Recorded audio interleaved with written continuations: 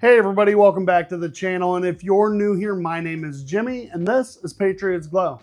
And in today's video, I am going to go ahead and show you guys an easy woodworking project that you guys can put in your Etsy shop or sell at your local booths.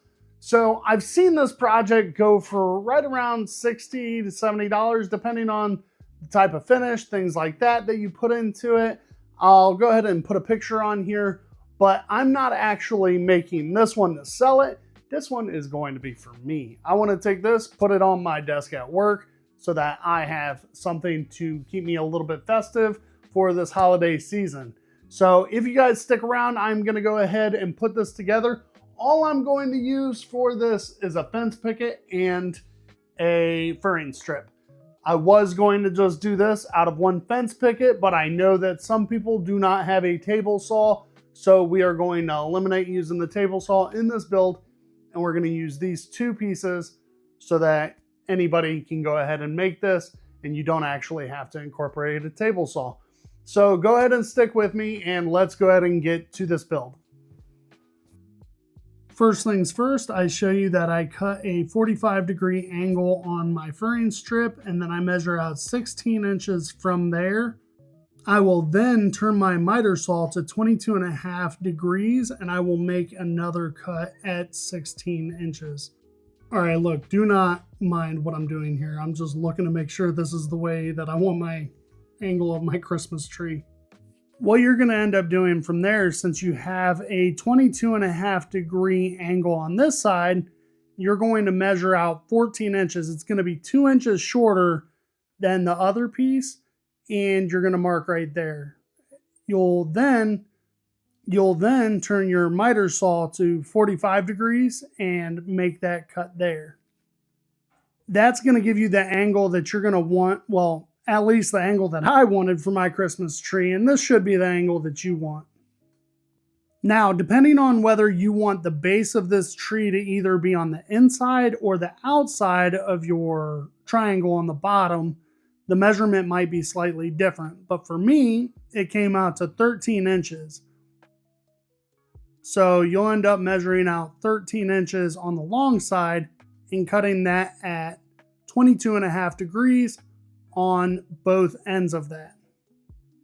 And then that perfectly matches up so that it is on the base of my tree. Now from there, you didn't see how I got these measurements right here, but I went over, put my triangle together and then measured out basically the width of the tree on the bottom, the middle, and then the top, and then came back over and then cut those lengths out. You're going to end up somewhere roughly around 14 inches, 6 inches, and then 3 or 4 inches. As long as you are within your triangle, your tree shape, you're going to be perfectly fine. Now, because I said that I was going to use bare tools, the cheapest materials, I had to come through and sand everything down. Took me quite a few minutes, but it worked out and everything ended up looking really nice. These furring strips are relatively easy actually to sand down to get them to be really nice, but I wanted to run these pieces through the planer, but obviously that'd be cheating. So I went ahead and sanded everything. But if you guys have a planer, send it through the planer or even use better wood, better cedar if you want to end up doing that as well. But to keep it the cheapest that we did, this is the way that we went. After that, it's as simple as setting everything up together, just gluing and nailing everything together. Now, make sure that your brad nails are not too long for what you're about to do. And for some reason, 2 brad nails that I sent through here were way too long. They were the 2-inch brad nails that I have in here. Literally 2 back to back after I changed the brad nails out. Don't know why that happened, but thank God I kept my fingers clear and it did not actually penetrate my fingers. That would have not been good.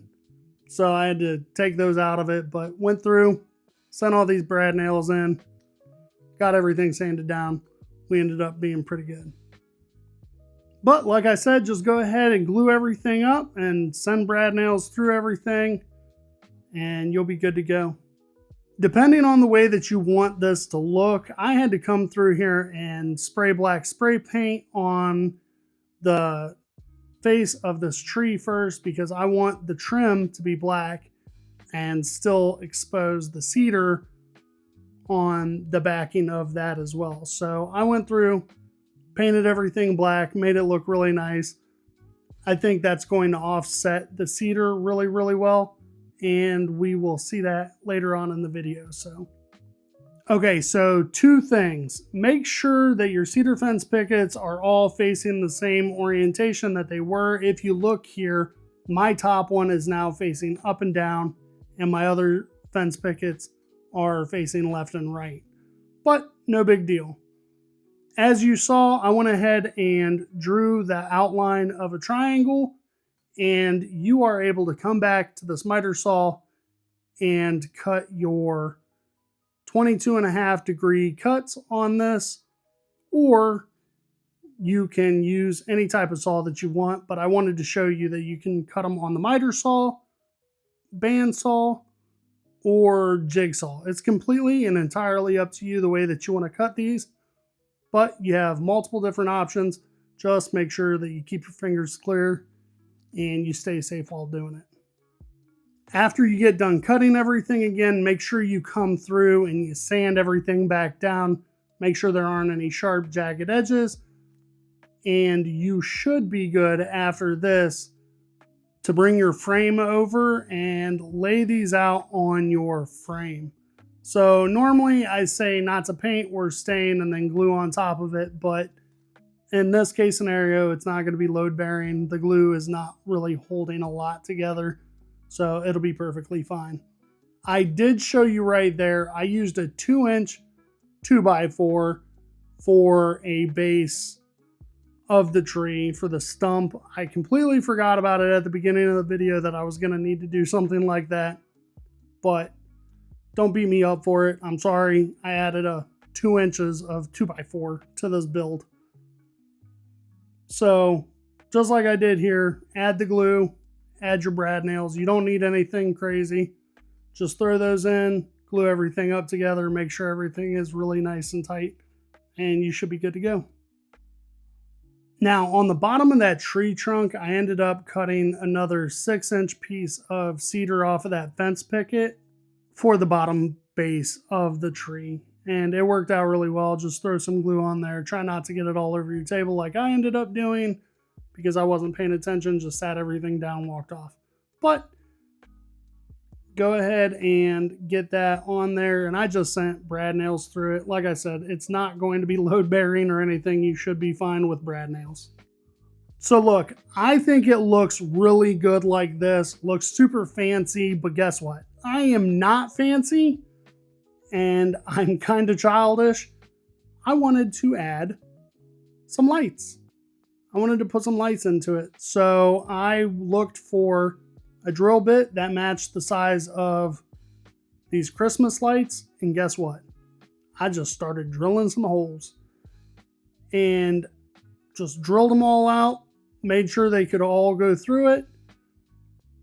Just started knocking them all out. So after I drilled all of these holes out so that I could put all these in, I do end up coming back through with some CA glue and gluing all of my light bulbs into place so that they don't fall out.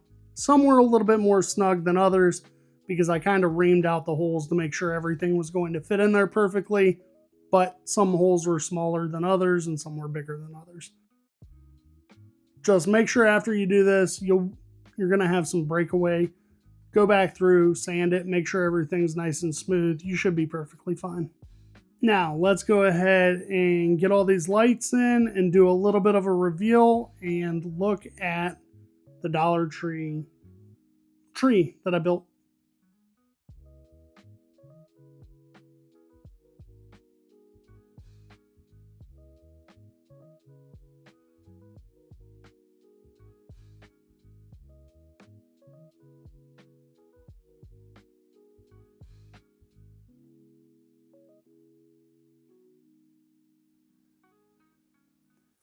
All right, everybody, there you go. Just a few dollars worth of wood, a couple dollars worth of lights, which you don't actually have to do. And like I said, I mean, I put a 2-inch piece of 2x4 in here because I completely forgot maybe a base to my Christmas tree. This is really simple, really easy to do. Like I said, I've seen these go $50, $60, $70 on Etsy. You can put these anywhere in that ballpark range, and I'm sure they'll sell. If they weren't selling, people would not be putting them on there for that amount. So take that into consideration. So in your local area, obviously, it will probably be lower, but really simple, really easy build for you guys to do. I made this for myself. I'm not selling it, but if I were to sell them, I would probably market it somewhere around $50 to $60 on Etsy, and I would throw in free shipping because this is literally probably a $10 build.